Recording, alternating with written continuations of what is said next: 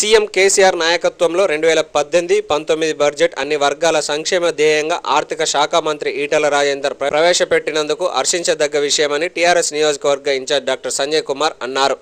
గురువారం జిల్లా కేంద్రంలోని టీఆర్ఎస్ పార్టీ కార్యాలయంలో ఏర్పాటు చేసిన విలేకరుల సమావేశంలో నియోజకవర్గ ఇన్ఛార్జ్ డాక్టర్ సంజయ్ కుమార్ మాట్లాడుతూ రైతు శ్రేయస్సు కోసమే సీఎం కేసీఆర్ 80,000 కోట్ల రూపాయలను ఈ బడ్జెట్లో కేటాయించారని, రైతు సంక్షేమ ధ్యేయంగా టీఆర్ఎస్ ప్రభుత్వం పనిచేస్తుందని అన్నారు. అన్ని వర్గాల సంక్షేమ ధ్యేయంగా 2018-19 బడ్జెట్ సమతుల్యంగా ఆర్థిక శాఖ మంత్రి ఈటెల రాజేందర్ ప్రవేశపెట్టడం హర్షించదగ్గ విషయమని అన్నారు. ఈ కార్యక్రమంలో టీఆర్ఎస్ నాయకులు, కార్యకర్తలు తదితరులు పాల్గొన్నారు. ఈరోజు మన గౌరవ ఆర్థిక శాఖ మంత్రివర్యులు శ్రీ ఈటెల రాజేందర్ గారు, మన ముఖ్యమంత్రి శ్రీ కల్వకుంట్ల చంద్రశేఖరరావు గారు మరియు క్యాబినెట్ అందరి నిర్ణయం మేరకు మొదటి నుంచి కూడా మన తెలంగాణ రాష్ట్రం ఒకవైపు సంక్షేమం, ఒకవైపు అభివృద్ధి రెండు కళ్ళలాగా దృష్టి పెట్టి పనిచేస్తూ ఉంది. అదేవిధంగా ఈ బడ్జెట్లో కూడా 2017-18 బడ్జెట్లో కూడా దాదాపు 174,000 కోట్ల బడ్జెట్ ప్రవేశపెట్టడం జరిగింది. దాంట్లో ముఖ్యంగా రైతు శ్రేయస్సే, రైతే దేశానికి వెన్నెముక అన్నట్టు మన రాష్ట్రానికి కూడా రైతు శ్రేయస్సే ప్రాధాన్యత ఇస్తూ దాదాపు ఒక 50,000 కోట్ల రూపాయలు పెట్టడం జరిగింది. దాంట్లో ఒక ప్రాజెక్టుల కోసం 25,000 కోట్లు పెడుతూ, అదేవిధంగా పంట పెట్టుబడికి 12,000 కోట్లు, యాంత్రీకరణ కోసం, పనిముట్ల కోసం దాదాపు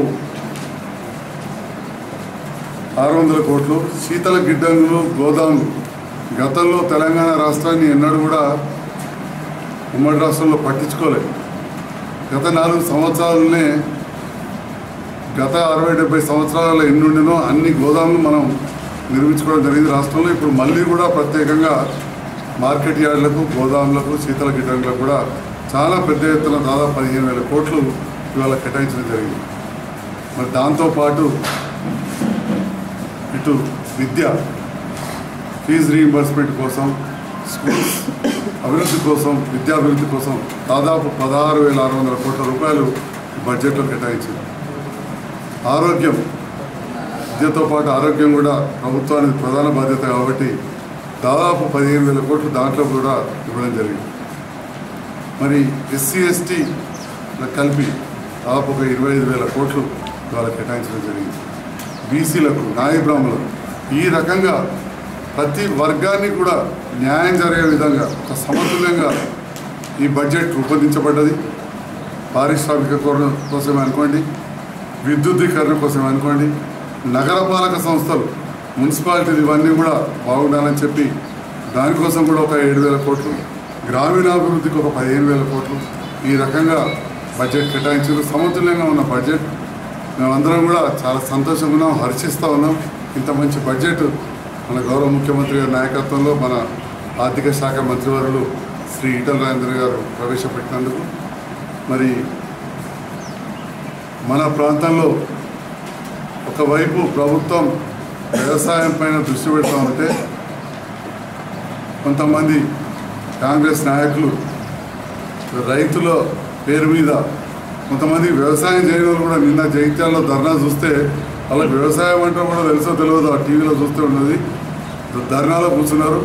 కానీ ప్రజల నుంచి ఏ పాటి స్పందన కూడా చూసినారు. ఎందుకంటే ప్రజలకు తెలుసు, రైతులకు తెలుసు ఈ ప్రభుత్వం రైతుల కోసం కష్టపడుతుంది, ప్రాజెక్టులను నిర్మిస్తూ ఉంది, 24 గంటల కరెంట్ ఇస్తుంది, సమయానికి విత్తనాలు ఇస్తుంది, సమయానికి ఫర్టిలైజర్, ఎరువులు.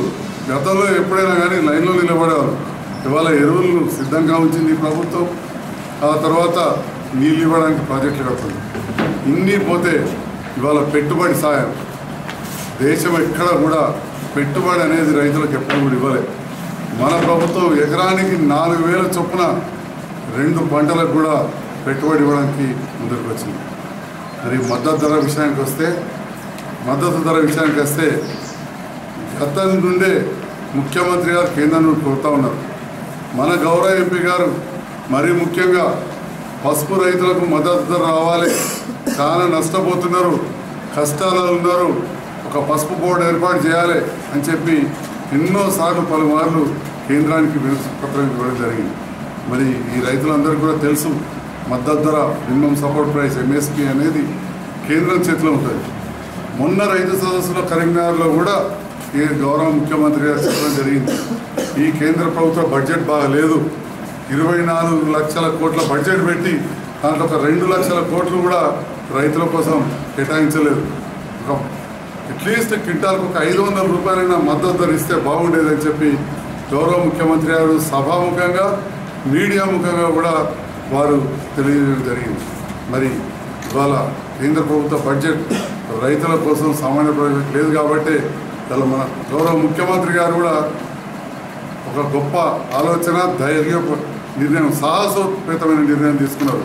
తప్పకుండా భారతదేశంలో ఇంకొక ఫ్రంట్ కావాలి, రాజకీయాల్లో మార్పు రావాలని చెప్పి నిర్ణయం తీసుకున్నారు. మరి ఏదైతే గత వారం మన ముఖ్యమంత్రి గారు కేంద్ర ప్రభుత్వం సరైన దిశలో పోవట్లేదని చెప్పిరో, ఉత్తరప్రదేశ్, బీహార్లో ప్రజలు కూడా అదేవిధంగా నిర్ణయాన్ని ఇచ్చి ఇవాళ బీజేపీ ప్రభుత్వాన్ని 3 చోట్ల కూడా వాళ్ళ పార్లమెంట్ సభ్యులు ఓడిపోవడం జరిగింది. అంటే మన ముఖ్యమంత్రి గారు సరైన సమయంలో సరైన విషయాన్ని ఇవాళ చెప్పడం జరిగింది. దేశం కోసం, రాష్ట్రం కోసం ఆహర్నిశలు మన ముఖ్యమంత్రి గారు ప్రతిపిస్తూ ఉన్నారు. అదేవిధంగా మన MP గారు మన ప్రాంత అభివృద్ధి కోసం కూడా వారు ఎల్లవేళ పాటుపడుతున్నారు. ఇంకొక శుభవార్త, మన గౌరవ మంత్రివర్యులు కల్వకుంట్ల తారక రామారావు గారు ఏదైతే 25 కోట్ల రూపాయలు శాంక్షన్ ఇచ్చారో అది కంప్లీట్ గ్రాంట్గా, ఇక్కడ ఏదో చెప్తున్నట్టు లోను అది ఇది కాదు, కంప్లీట్ గ్రాంట్ 25 లక్షలు మన జగిత్యాల పట్టణ అవసరాలకు తగినట్టు పట్టణాన్ని మంచిగా అందంగా మార్చుకోవడానికి, మన కనీస అవసరాలు తీర్చుకోవడానికి, అంటే కొన్ని రోడ్లు కానీ, విద్యుద్దీకరణ కానీ, లేకపోతే సుందరీకరణ కోసం పార్కులు, ఇప్పటికే మినీ ట్యాంక్ బండ్ 2.91 అంటే దాదాపు 3 కోట్లతో చేసుకుంటున్నాం చింతపుట్ట నిజామాబాద్ రోడ్డు మీద. అట్లనే మన మోతెచెరువు 16వ వార్డు సైడ్ ఇదంతా, అదేవిధంగా మన దళితులు మైనార్టీలు ఉన్న కండ్లపల్లి చెరువు ప్రాంతం, ఇవన్నీ కూడా అభివృద్ధి చేయడానికి దానికి ఒక 2 కోట్లు, ఇవన్నీ కూడా దాదాపు ఒక 25 కోట్లు మేము ప్రభుత్వం శాంక్షన్ చేసింది. మన MP గారు కూడా దేనికి ఎంత డబ్బు పెట్టాలనేది ఇంజనీర్లతోటి, అధికారులతోటి మాట్లాడుతూ ఉన్నారు. కొంతవరకు ఒక నిర్ణయానికి కూడా రావడం జరిగింది. ఆ గంజు చౌరస్తా నుంచి SKNR డిగ్రీ కాలేజ్ పోయే రోడ్డు, గంజు చౌరస్తా నుంచి SKNR డిగ్రీ కాలేజ్ పోయే రోడ్డు చాలా అధ్వానంగా తయారైంది. దానికోసం మొదటి ప్రాధాన్యత ఒక 2 కోట్ల రూపాయలు శాంక్షన్ చేద్దామని చెప్పి మా MP గారు చెప్పారు. ఇంకా చాలా విషయాలు ఉన్నాయి. అది ఇవాళ పబ్లిక్ హెల్త్ ఎగ్జిక్యూటివ్ ఇంజనీర్ గారు కూడా వచ్చారు, మున్సిపల్ అధికారులు మాట్లాడుతూ ఉన్నారు. కలెక్టర్ గారి ఆధ్వర్యంలో వారి చైర్మన్గా ఒక కమిటీ ఏర్పడ్డది. కలెక్టర్ గారి చైర్మన్గా joint collector, SC public health, అదేవిధంగా మన మున్సిపల్ కమిషనర్, మున్సిపల్ D వీళ్ళందరూ కలిసి ఒక కమిటీ ఏర్పడ్డది. ఈ కమిటీ ద్వారా జగిత్యాలలో ఇప్పటికిప్పుడు ఒక 25 కోట్ల రూపాయలతోటి జగిత్యాల పట్టణాన్ని అందంగా తీర్చిదిద్దుకోవడానికి, ఎక్కడెక్కడైతే విద్యుద్దీకరణ లేదో, లేకపోతే కొన్ని డ్రైన్స్ లేవో, ఇవన్నీ సదుపాయాలు, పార్కులు, ఇవన్నీ సదుపాయాలు చేసుకోవడానికి కూడా 25 కోట్లు వెచ్చిస్తున్నారు. గతంలో ఎన్నడూ లేదు. ఏ ప్రభుత్వం మున్సిపాలిటీ ఏర్పడినప్పటి నుండి కూడా ఒక గ్రాంట్ రూపాయన ఇంత పెద్ద మొత్తం కాదు. ఇందులో ఒక 20% కూడా ఎన్నడూ ఈ కాంగ్రెస్ నాయకులు కానీ, తెలుగుదేశం నాయకులు కానీ ఏనాడు తీసుకొచ్చింది లేదు. ఇవాళ TRS పార్టీ నేతృత్వంలోని తెలంగాణ రాష్ట్ర ప్రభుత్వం, గౌరవ మంత్రి కల్వకుంట్ల తారక రామారావు గారు 25 కోట్ల రూపాయలు శాంక్షన్ చేసినందుకు వారికి జగిత్యాల పట్టణ ప్రజల పక్షాన ప్రత్యేకంగా ధన్యవాదాలు తెలియజేస్తాను.